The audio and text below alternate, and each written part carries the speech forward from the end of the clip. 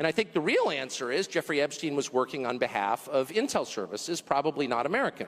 And we have every right to ask, on whose behalf was he working? How does a guy go from being a math teacher at the Dalton School in the late 70s with no college degree to having multiple airplanes, a private island, and the largest residential house in Manhattan? Where did all the money come from? And no one has ever gotten to the bottom of that because no one has ever tried. And moreover, it's extremely obvious to anyone who watches that this guy had direct connections to a foreign government.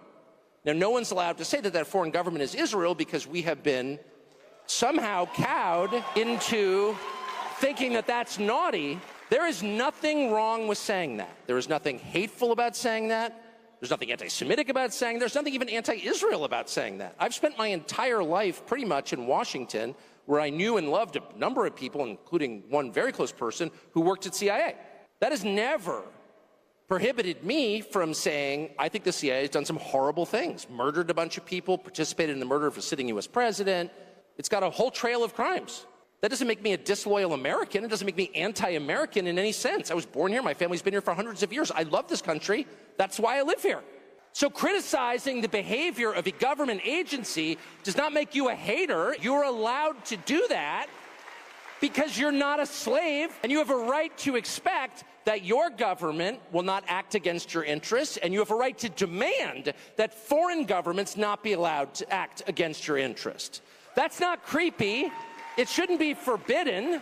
And yet all of us have trained ourselves to believe that you can't say that. Of making that off limits has been to create a lot of resentment, and I'll say it, hate online, where people feel like they can't just say, like, what the hell is this? You have the former Israeli prime minister living in your house. You have had all this contact with the foreign government. Were you working on behalf of Mossad? Were you running a blackmail operation on behalf of a foreign government? By the way, every single person in Washington, D.C. thinks that. I've never met anyone who doesn't think that. I don't know any of them that hate Israel, but no one feels they can say that. Why?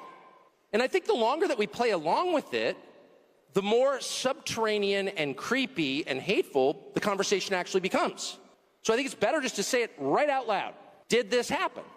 And of course, that question has been asked to the government of Israel, and their answer is, we're not going to tell you. And I think our answer should be, no. As long as we're sending you money, if you were committing crimes on our soil, we have an absolute right to know, did you do this or not? And yet everybody has been so brainwashed into thinking that's somehow an expression of hate or bigotry, when it's not. It's a baseline question that every U.S. citizen has a right to an answer on. What the hell was this?